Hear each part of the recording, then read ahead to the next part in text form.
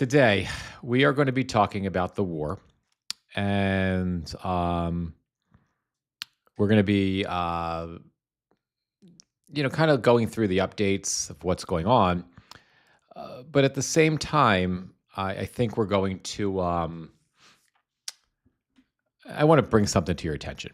Let me just sort of bring the live stream up so I can see who is joining us. Hey, Sarah, how are you? Let me just do a little bit of extra work here on the other streams. If you guys could just bear with me for a moment, and then we'll get into it. Hey, Gamer Vet Dad. Hey, Ann, how are you guys? I hope you guys are doing well. I'm so sorry about the late the late live today. I had a parent teacher conference this morning. Um, I'm so sorry. Hang on, guys. I'm sorry. My son's asking me a question. What? Yes, you definitely can. Anyway, sorry about that, guy. Also, it's a weird lighting day too. The lighting looks very smoky today and weird. But I got some better lights coming. So I think I'm going to leave. We're going to go to our mainstream. That's. I'm glad you caught. I'm glad we are a little late today, Sarah. I'm glad that you can that you're able to see the lives. And it looks like we are having this issue with Substack again. And I apologize for this as well, guys. I've been this is not Substack. The issue that you're seeing with the live going in and out is not Substack. I'm almost positive it's coming from my streaming software. And I am on the line. I've been communicating with Ecamm support. That's my streaming platform, and they have been less than helpful. So I may be switching platforms soon. So we'll see. But it's really, if you guys, if it's too difficult to kind of sit through it, you know what? Let me open up the TikTok live just because I think that's an easier platform for folks to get to than, if you're not necessarily regularly on Instagram, Facebook, or YouTube.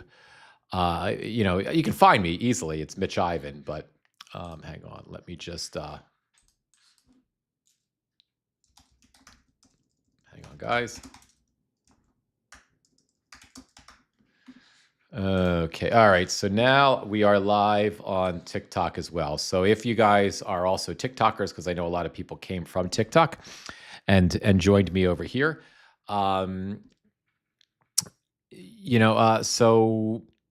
let's just get it. So please, follow me over there. If this is getting too difficult to kind of watch on Substack. So let's start out today's discussion with this news. Oh, okay. Thank you, Angie. I so appreciate it. I'm so sorry. It's Mitch Ivan on YouTube. Let's start out this discussion with this news about the refueling aircraft that crashed, where now we find out today that all 6 crew members on the aircraft have been lost. It's another horrible story. And first of all, I feel horrible for those who have lost their lives in this crash. I think this takes us up to what, 13 that we know about U.S. service personnel that we've lost in this war so far. And subsequently, in addition to that 13, we know we've got roughly 100 to 150 who are injured. According to the White House, which we can't trust, at least 12 of those. I think I have that right. But please, fact check me if I'm wrong in any of the live streams. But I think we have like 12 or so who are severely injured. It's The sense here is, the senselessness of it. Like those people would all be alive today if we didn't have an idiot in the White House. It's really that simple. If we didn't have an idiot, the consequences of electing Donald Trump are there are many of them, and we live them day in and day out at this point. And the economic consequences are, and are catastrophic, as we're going to go over today. And the consequences, say for the Epstein survivors and for justice, are catastrophic. But I feel like the worst consequence of all of the horrific consequences of reelecting this imbecile for a second time is the people who are gone, who were here yesterday, right? Who are only gone because we elected an imbecile. And because we allowed that imbecile and we elected a bunch of chicken shit GOP senators and we elected reelected a bunch of crazy and pretend crazy GOP members of the House who are too cowardly and pathetic to be able, willing, or capable of putting any sort of congressional wall around the imbecile who tells them how high to jump, when to jump, how to breathe, when to breathe. They're pathetic cowards. And, because of that, the unaliving of all of these people who should be with us today, all of these service members. Here in the U.S., you have Renee Good, you have Alex Preddy, you have all of the unnamed migrants that we don't even know about yet who have lost their lives in ICE detention because the ICE agents consider them to be less than people. That's the greatest catastrophe of the choice America made to elect this idiot again. And America as a nation, I'm not necessarily talking about each of us individually because we didn't all vote for Donald Trump. But America as a nation should be absolutely ashamed of itself. It's pathetic. It should be ashamed of itself as a community. And I feel that, guys. I'm not speaking metaphorically here. I obviously did not vote for Donald Trump, the village idiot. But I'm ashamed of us. I'm ashamed of our country. I'm embarrassed by us. I'm ashamed of our nation, even though I didn't participate in choosing this idiot and the goofballs around him. I'm still part of the community of America. It's still my country. And I'm proud of that. I'm just not proud of this moment. And, I think before I get into the as a gamer vet dad, as a veteran, every day I am just horrified and nauseated by this complete incompetency. I get, and gamer vet dad lost friends, in a previous war. He's been there, and he's served. And he's horrified and nauseated by the incompetency. I'm ashamed of us as a nation. And I think everybody is.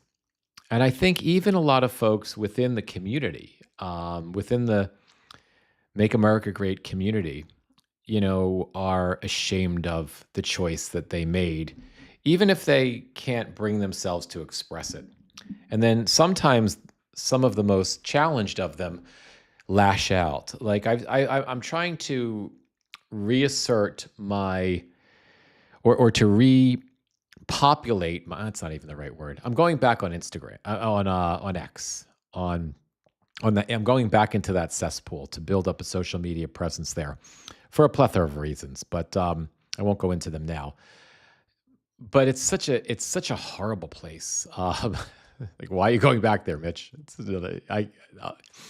I'll save that for another live because it's a 45-minute conversation alone. But irrespective of that, it's I'm going back there and I'm watching the reactions of, say, Tommy Tuberville or Tuberville. I don't know what the fuck his name is. Senator Tommy Tuberville or whatever.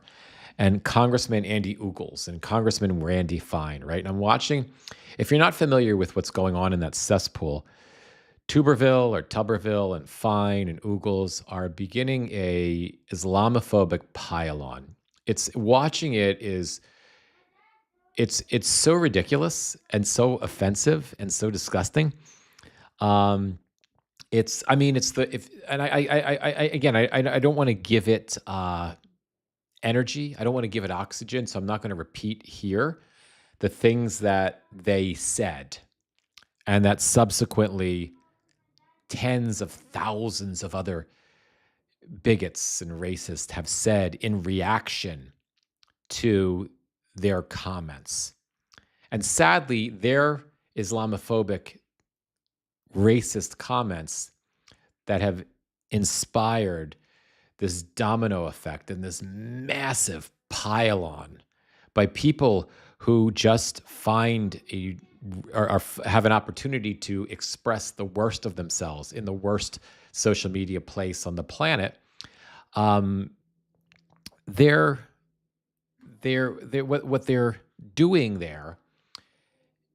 In addition to that, the anti-Semitic community is coming out as well, and some of them are even from the left. Some of them are from the anti-Semitic left, and so you have this weird confabulation. Is that a word? I don't know if I just made that up. And if I didn't make it up, I don't know if I used it right. But you have this weird community started by these three racist, ignorant legislators that are just piling on each other. And it's just Islamophobia and anti-Semitism, Islamophobia and anti-Semitism from the far left and the far right, and maybe some racist in between. And it's so disgusting. But the reason that I bring that up now in reference to talking about America being ashamed of itself by what we're seeing happen in this stupid war is I think that's an expression of the shame. I think people that don't have the tools, the introspective tools to look inside and recognize their own guilt, to interact with their own guilty consciences, what they do, like children do, is they act out, right? They instead of just saying, "Oh my God," those of us that are introspective, we'll look at a situation like that and we'll say, "Oh my God, I can't believe I made such a mistake. I was really wrong. I'm going to rectify that mistake. I'm going to try to be better." But if we don't have those tools, and a lot of people don't have those tools, and and that's not a dig on anyone. I mean, we're all broken in some way. No person is perfect, right? We all have our failings, right? So in this situation, because they can't admit that they made a mistake, and because they just can't admit that they were wrong, they're lashing out worse than what they were before. Because they can't admit that they just made a mistake by choosing Donald Trump, and that this war is spiraling into oblivion, that it is going off the rails, that at least for America, it is a human and financial catastrophe of epic proportions that is getting progressively worse by the minute, by the hour, by the day. They lash out more and they get nastier and they say more Islamophobic things, and then somehow that the anti-Semites jumped in on that as well. It's really surreal, and I think that's their way of crying out for help. And that's their way of admitting without admitting that they're ashamed of their country, that they're embarrassed, that like me right now, they're humiliated on the world stage to call themselves an American. And I am.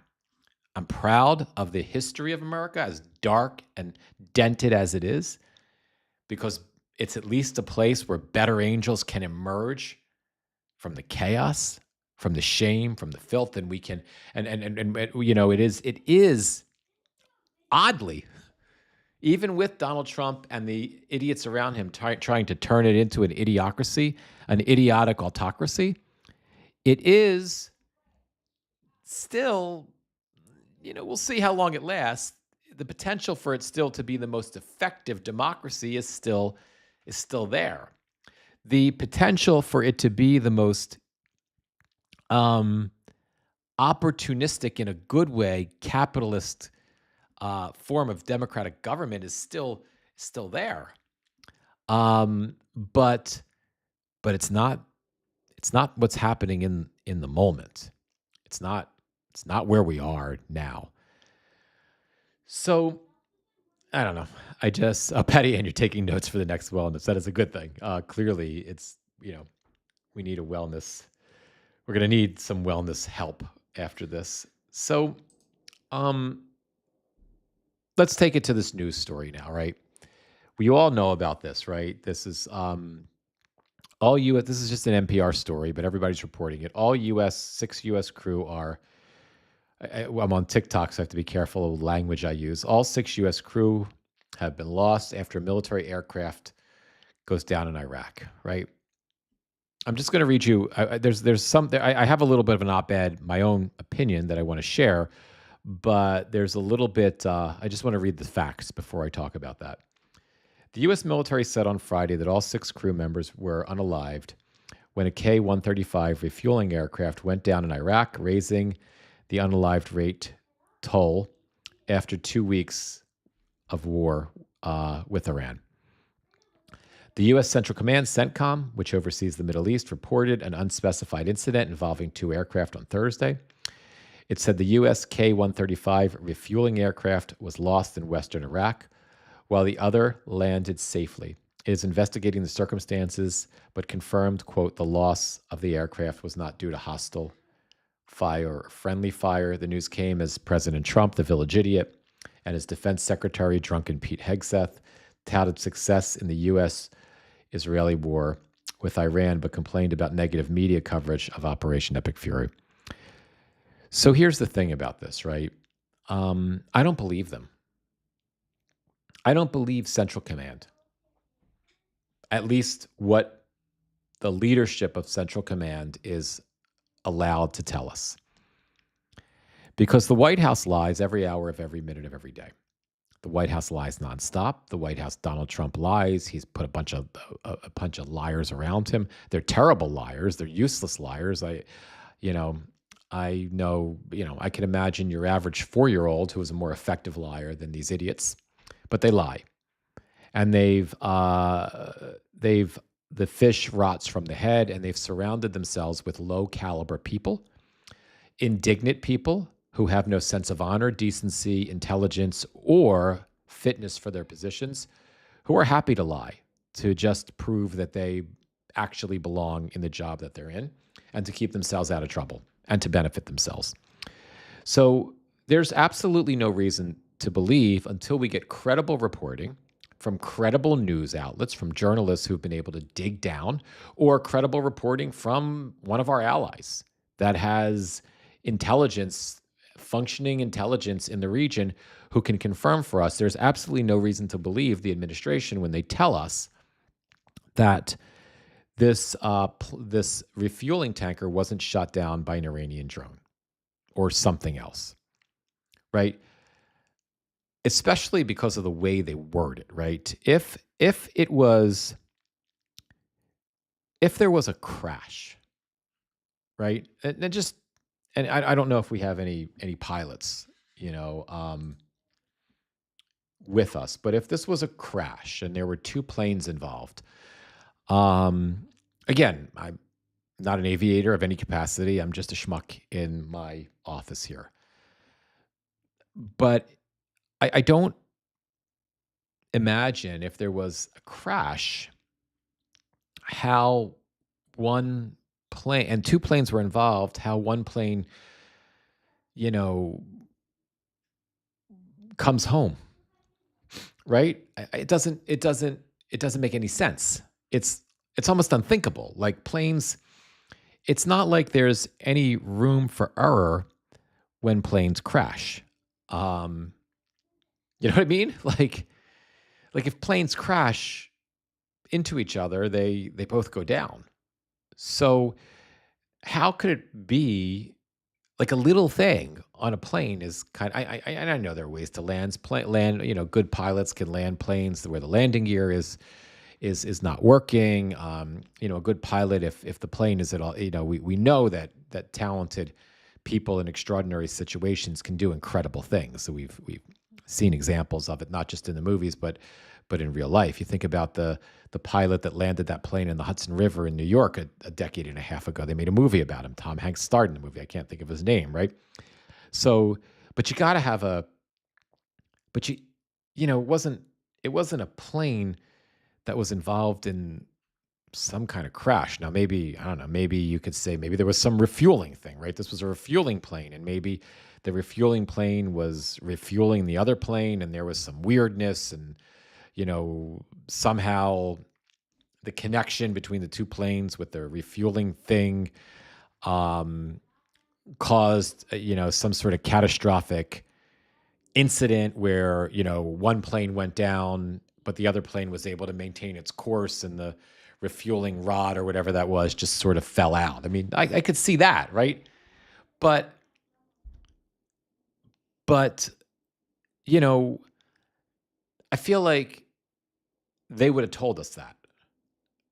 You know what I mean? Like, and you may want to say to me, well, they want to keep it quiet until the investigation is over, right? They don't want to put any misinformation out there. They want to keep things quiet because they're being responsible until this is properly investigated and they can confirm that it was that it was indeed this type of accident, and they can kind of tell us what happened, right?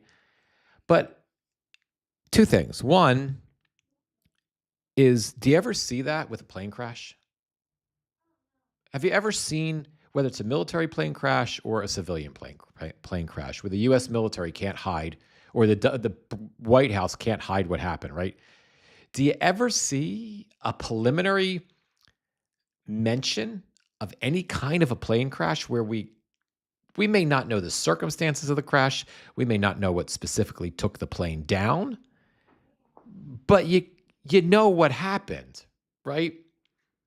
We knew that when a helicopter and a plane collided at Reagan International Airport, that they collided. We didn't have to. There was no waiting for, there was waiting for a report and an investigation and everything else, right? When we, God forbid, hear about an airliner go down, even if it goes down in the middle of the sea, you get a news report that we've lost communication with the plane, that where there's a fear that the plane has gone down, and then you sadly find out a couple days later that they've seen the wreckage and the plane went down. And then it takes a while to find out what happened, what caused the plane to go down, right? But there's no perceived cover up, right? It just always is what it is. There's never, and that's number one. So, and now number two is, think about the way this administration covers things up in real time, even the things that we actually see with our eyes, right? Think about how they handled Alex Preddy's murder. Think about how they handled Renee Good's murder. Within moments of Renee Good's murder, Kristi Noem, the soon-to-be former Secretary of Homeland Security, came on and told us all that that this was an act of domestic terrorism, that she was trying to kill that cop, that ICE officer. And then same thing with Preddy. Within minutes, he was a domestic terrorist. He had a gun, and he was going to shoot up the neighborhood. Right? He's going to shoot the ICE officers. They immediately go there. Think about Kash Patel, right? When you had 3 migrants who were basically assassinated by a sniper, when they were being led out of a truck and into a detention an ICE detention center in I think it was Texas. Within, do I have the right? I think this is the right one. You within an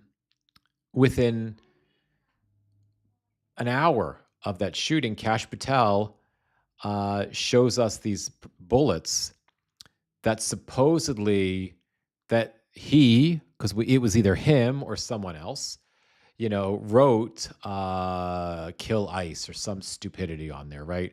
And he told, and they were so dumb.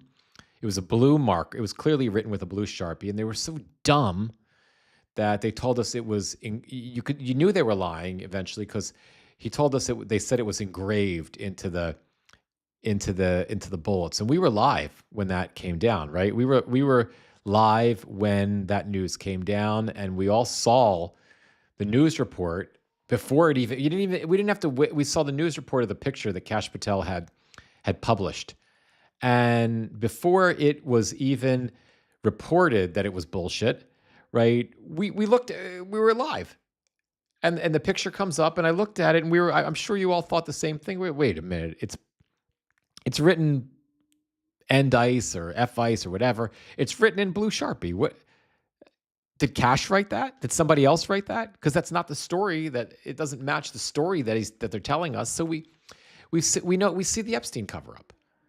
So we know that they will lie to benefit themselves, make themselves look better. And we know that the people around them will lie. And there's no reason to think that the highest ranking leadership in the military won't lie for them, because those are people that are appointed by the village idiot Donald Trump, right?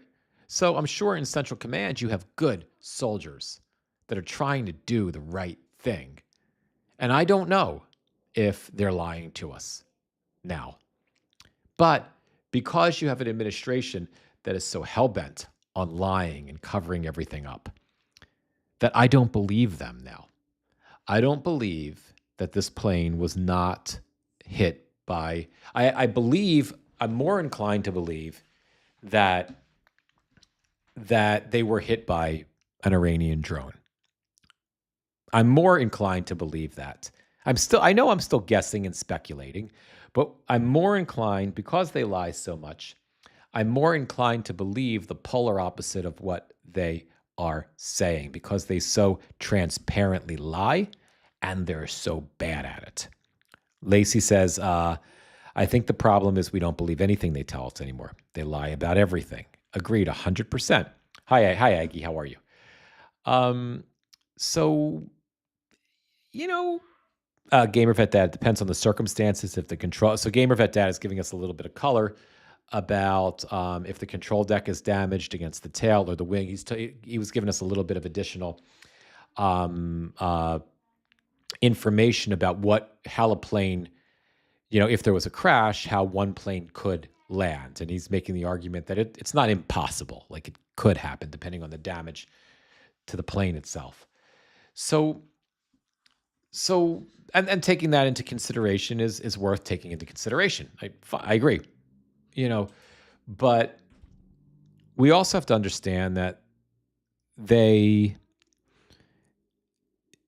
only found out yesterday that there was 100 or 150 people that were injured so far in the war. I don't understand why we only found that out recently. It was a lie by omission. I'm tempted to believe if it's 100 to 150 that they're saying, that it's probably 300. That it's double that. Again, we'll see. I hope to God that's wrong. They've said that, there's no way to hide that. Unfortunately, the bodies are going to come home, so they're going to have to own up to it sooner or later. They said that I think it was about a dozen people were seriously injured with traumatic head injuries, and the very serious injuries, I would think it's triple that. God forbid. But again, it'll all come out in the days to come. And it's the same thing.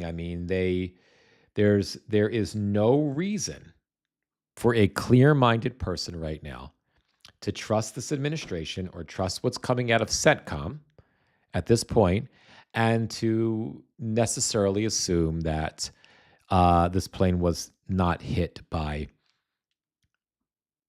enemy fire, even more so than friendly fire. So, I mean, we'll see. But I just wanted to, and again, I hope that I hope that they're right, and I hope that they're not lying, and I hope that it was just a catastrophic accident, because that's less violent, you know, than the alternative. Gamer vet data: a French soldier was also killed in the last 2 days. I didn't know that. So anyway, guys, these are 6 more troops are lost. I'm just checking. I'm just sort of checking different news outlets just to kind of see what the latest news is at this point. This is Al Jazeera. I think I told you yesterday that I like Al Jazeera's coverage of breaking news right now, because I think Al Jazeera is giving the most effective and efficient moment-to-moment coverage of every bombing, every single thing that happens. Whether you like Al Jazeera or not is not the point. I've been watching the news coverage on a lot of different news outlets here in the U.S. and overseas. I've been watching BBC's coverage. I've been watching Haaretz's coverage in Israel, Jerusalem Post's coverage, NBC News's coverage, ABC News's coverage. I don't watch Fox unless I'm trying to look for some specific propaganda, and I don't watch CBS News unless it's because it's basically turning into Fox. But objectively, I find Al Jazeera's coverage to be their moment-to-moment ticker. They don't really miss anything. So let's just take a look at a couple of the live updates and see what they've got. U.S. confirms 6 lost in the attack. Both the U.S. and Iran engaging in heavy propaganda campaigns. That seems clearly to be the case. Qatar has large reserves of water and food supplies, the Interior Minister says. U.S. Senator backs ending funding for the war. That's Senator Chris Van Hollen. Qatar responded to reports of shrapnel at 600 sites. Qatar's Interior Minister says the security situation is stable. Iran-linked groups in Iraq offer reward for information on U.S. military. Iran says it has shot down 111 drones since the start of the war. Iranian missile shrapnel fall in 3 locations in central Israel. That was just, less than a half an hour ago. Just read a couple more and then we'll kind of move on. The UAE says it has resumed 44% of air traffic, so it looks like the UAE is kind of getting going again in terms of the airports.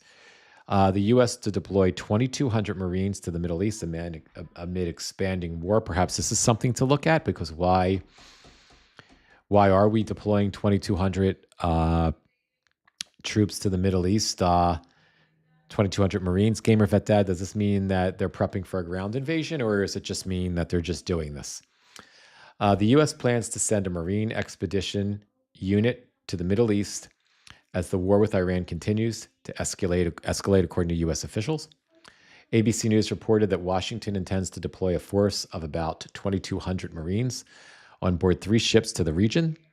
A U.S. defense official told Al Jazeera that the unit will deploy from the Marine Corps base in Okinawa, Japan, in support of ongoing military operations.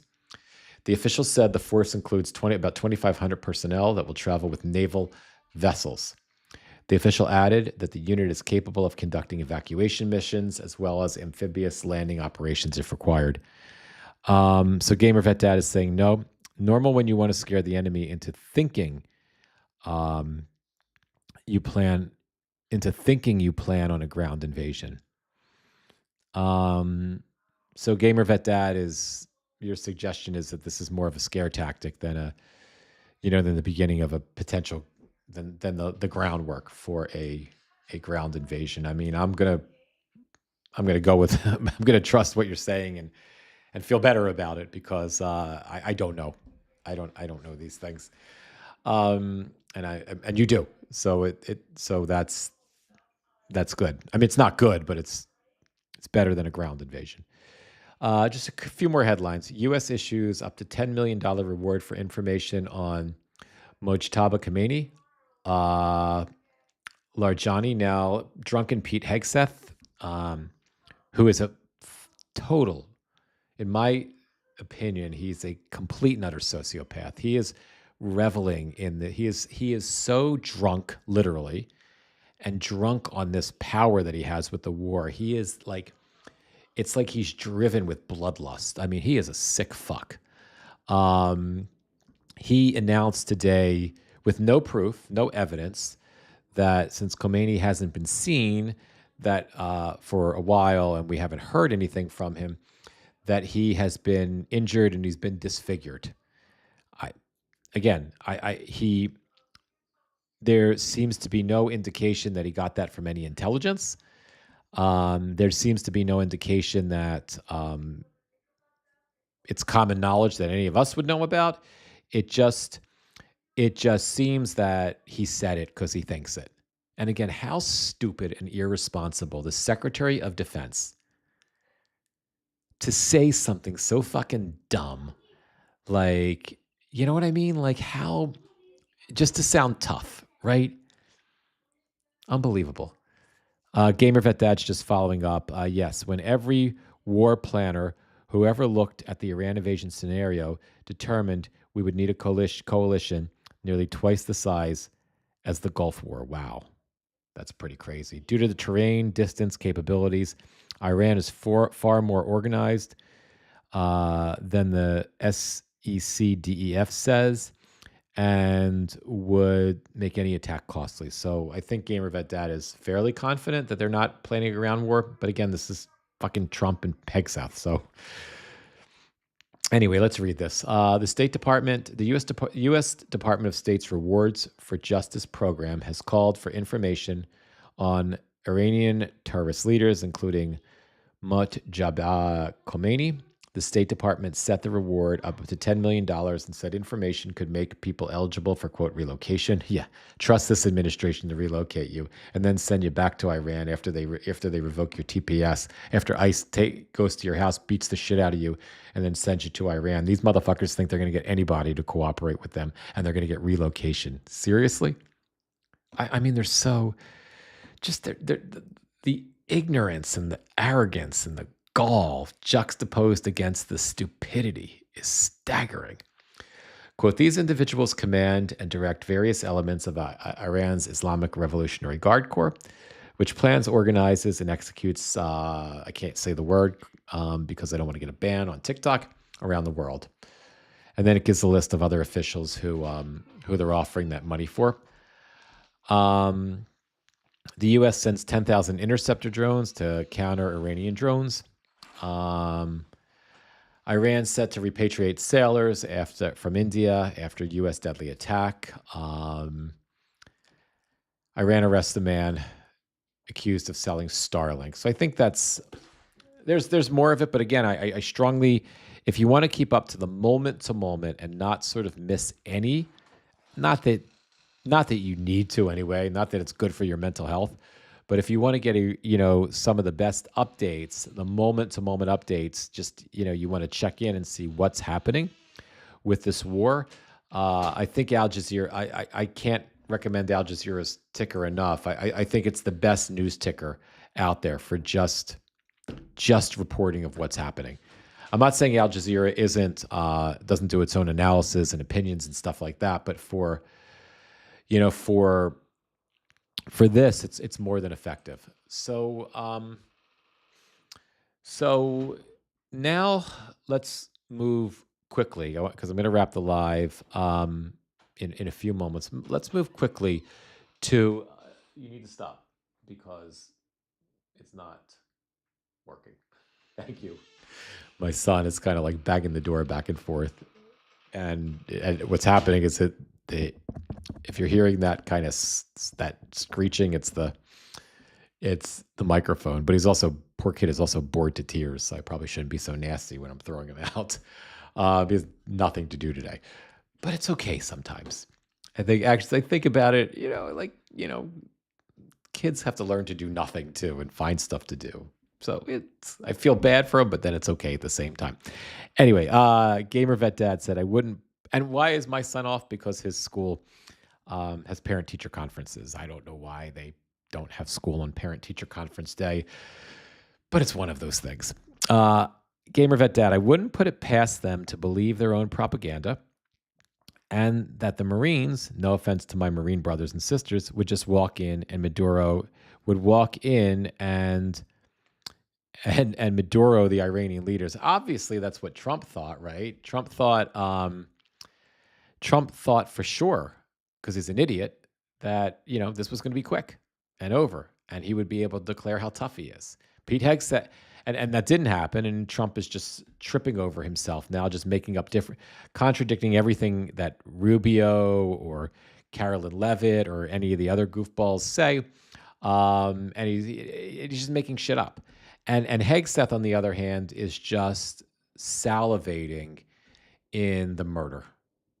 I've never seen it. Hegseth is he's like the dumbest fucking ridiculous. He's like the dumbest, most ridiculous, evil adult cartoon character I've ever seen. He's not to be believed. The U.S. economy hobbled by last fall's 43-day government shutdown. We're switching gears, obviously, here. Advanced at a sluggish 0.7% annual rate from October through December. The Commerce Department reported Friday in a big downgrade of its initial estimate. Remember how much the Trump administration was proudly touting a month and a half ago that they had, semi-decent inflation numbers, and it looked like GDP was growing, and it looked like the economy was expanding. It wasn't. And we knew it wasn't. And I wondered if those numbers were bullshit. And, it does seem that Trump's going to lose his fucking mind now because these numbers are staggering. Growth domestic product, the nation's output of goods and services, was down sharply from 4.4% in last year's third quarter and 3.8% in the second. And the fourth quarter number was half the government's first estimate of 1.4%. Now remember, it's 1.4%, but that is only half of the economy. 50% of our GDP is, I think, 7 or 8 AI companies just doing trillion-dollar deals with each other. So so if that data is accurate, then not only did we only grow by 1.4%, but in real life, we grew by half that much. Because that GDP that's associated with that AI data growth is meaningless for the rest of America, right? That growth hasn't trickled out to beyond those 7 companies yet. We're not all paying for ChatGPT. We're not all, AI is in every area of our lives, of course, but a lot of companies are using their own AI, that they've developed, cheaper AI sources. A lot of my live, look at that. So it didn't take long for TikTok to restrict me. Your live is not eligible for recommendation for the next 10 minutes because your live does not comply with the For You feed eligibility standards under our community guidelines. Today's bullshit from the overlords, the censoring overlords of TikTok, is that there has been harassment and bullying. It's fucking ridiculous. What there's not harassment and bullying. There is. Let's see if my live gets if TikTok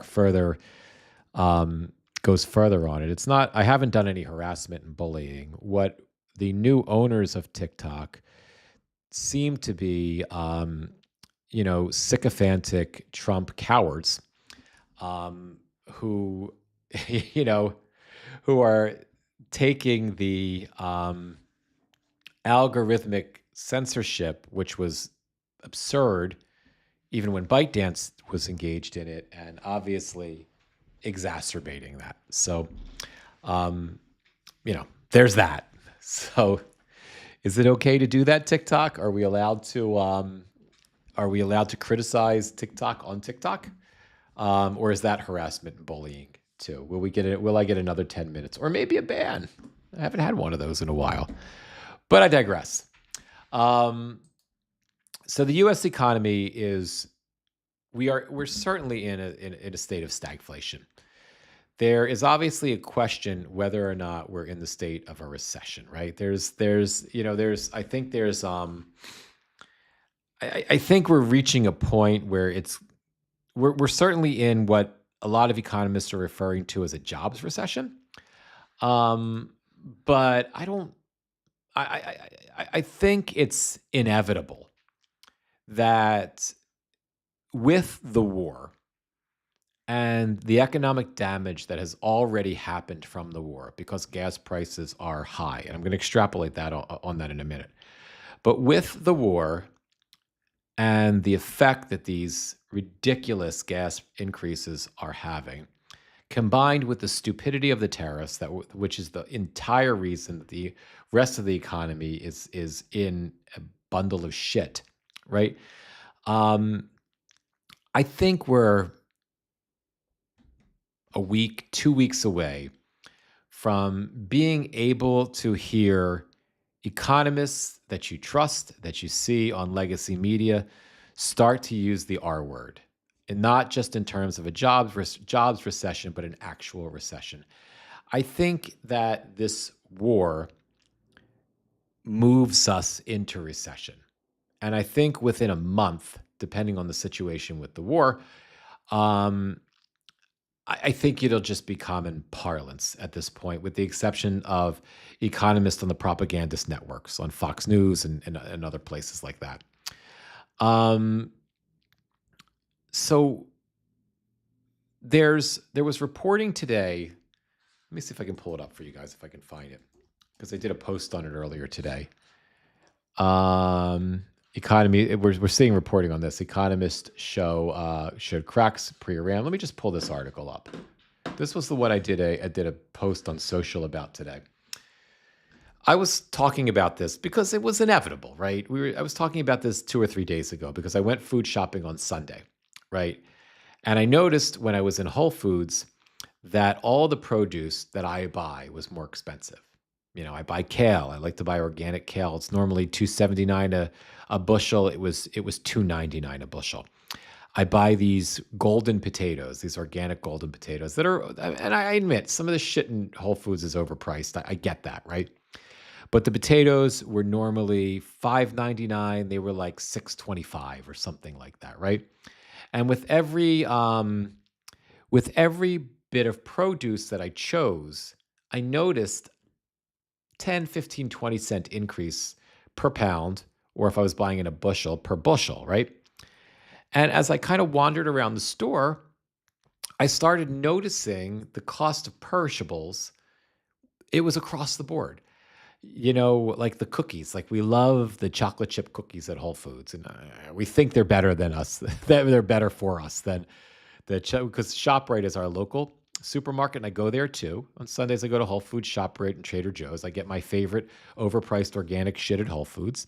And then I get a lot of our staples at ShopRite, which is a regular, non necessarily organic, overpriced supermarket. And then you can get tons of things that are really good at Trader Joe's at great prices because Trader Joe's buys in such bulk. But I noticed as I went to the cookies to get our cookies, that chocolate chip, our bakery chocolate chip cookies that we love, they went up about 20, 25 cents, something like that, right? So seeing this across the board with perishables, and I obviously thought to myself, because everything's politics in my dysfunctional mind, I thought, Mitch, is this the gas prices? Because it would make sense. Because if gasoline goes up and, my kale and my potatoes have to be taken, and my cookies, well, if they bake the cookies there, I don't know, but the ingredients for my cookies, right? They have to be shipped from somewhere. And that stuff gets used really quickly, right? That stuff is not like ultra processed crap that's sitting on the shelf for, 4.5 months and it's still perfectly fine to eat. And it could have been shipped, 3 months before that, right? This is stuff that had to be shipped. If I got kale on Sunday, I don't know, that probably arrived at the store on Saturday, right? And it was on a truck Saturday morning, right? And arrive there Saturday night, maybe. I don't know. So if that's the case, right, then those truckers, those trucking outlets are paying way more money for diesel. Diesel is crazy expensive right now, right? So they're paying a fortune and a half for diesel. So, so of course, ShopRite's going to have to pay more money to cover those diesel costs, because they're going to charge more money. And Whole Food is going to charge me. So I was like, we're here, and I did a post on that. I did a couple of posts on that, but I hadn't seen it in the media yet. And I thought it wasn't really across the board and everywhere yet because when I went to ShopRite, I didn't see as much of it. And then when I went to Trader Joe's, I didn't see it at all. But I thought to myself, all right, maybe it hasn't hit like the more reasonably priced places. And I know that Trader Joe's also, even when it comes to produce, they buy in such bulk, right? They have such buying power. I thought, all right, so maybe it's not really there yet. So, I thought that. And sure enough, I started seeing reporting on it yesterday. And then this morning, Axios brings up fears of food shock rises as the midterm looms. And I've got to wrap the live in just about 3 or 4 minutes, guys. But let me just read this to you or a little bit. It's not just oil. The Iran war is threatening to reignite food inflation. The price shock voters feel most directly at the worst possible time for President Trump and the Republicans. The Strait of Hormuz, paralyzed by Iranian threats and potentially mines, carries a third of the world's fertilizer. For many American farmers, the spring planting season is just weeks away. The American Farm Bureau Federation warned in a letter to Trump this week that supply chain shocks are expected to drive already record high input prices even higher. Gulf states menaced by the war produce nearly 49% of the world's urea, a critical solid nitrogen fertilizer, and about 30% of its ammonia, according to AFBF. The U.S. also gets about 95% of its potassium from foreign sources, plus 18% of its nitrogen and 13% of its phosphate. Fertilizers, not an option for farmers. Farmers can't grow their crops without these fertilizers, right? I read a little bit more about this. I think it's in Qatar, or is it? I might have this wrong, so feel free to fact check me on it. I think it is Qatar, where or maybe Bahrain, where they are the largest producer of natural gas in the world. And because of the risk right now that they have transporting that gas, they've had to stop producing. Their storage facilities are full, which also makes them vulnerable, right, if they get hit. Because obviously, right? So those facilities are full. And the reason, if I understand it correctly, that these fertilizers are manufactured in the Middle East is because liquid natural gas, I think it is a key component in making a lot of these fertilizers. It's absolutely a necessary entity. And without it, the fertilizer industry shuts down. Over with. Gone. None. Period. I mean, we may get some from other countries, but for the most part, the vast majority of it comes from the Middle East. It's not there. There is none. So imagine farmers are going to try to grow their crops without fertilizer. It's not possible. And the reason that I don't think this headline, fears of a food shock rise, why this headline is so stunning is because this isn't just a U.S. problem. This is an international problem. The entire supply chain for fertilizer is held up now, right? I believe there's some fertilizer, I think, correct me if I'm wrong, that comes from Ukraine, but Ukraine is certainly in no position or hasn't been in a position to manufacture it with the war going on. And I think Ukraine, again, I might be completely off about this, but I think Ukraine is I think they are one of the big producers of fertilizer, I think. So it's not like there's anywhere else to get it from. And if the farmers, they'll probably try to plant their crops and figure a way around this, right? But if they can't succeed at this, you know what I mean? If they can't grow their crops adequately, that food isn't there. And whatever is there will be very expensive. And this is all around the world. And you combine that shock, right, with the shock that we're starting to feel of the increased inflation in the grocery store because the transportation costs have increased.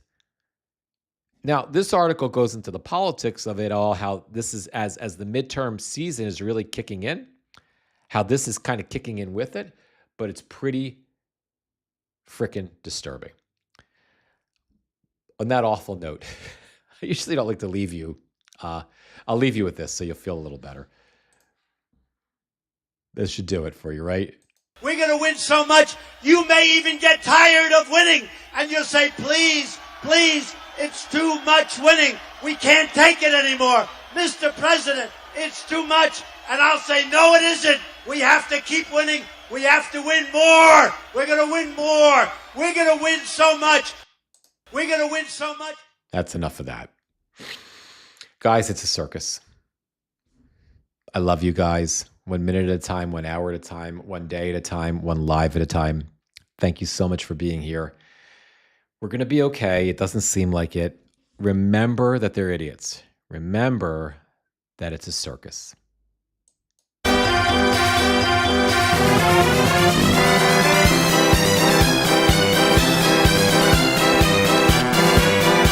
you guys tomorrow if I can squeeze a line. Be well, everybody.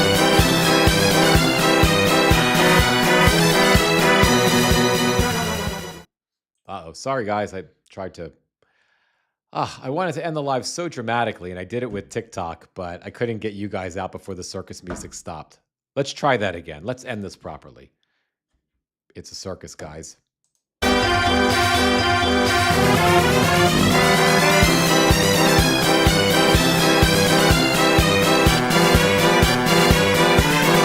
you guys.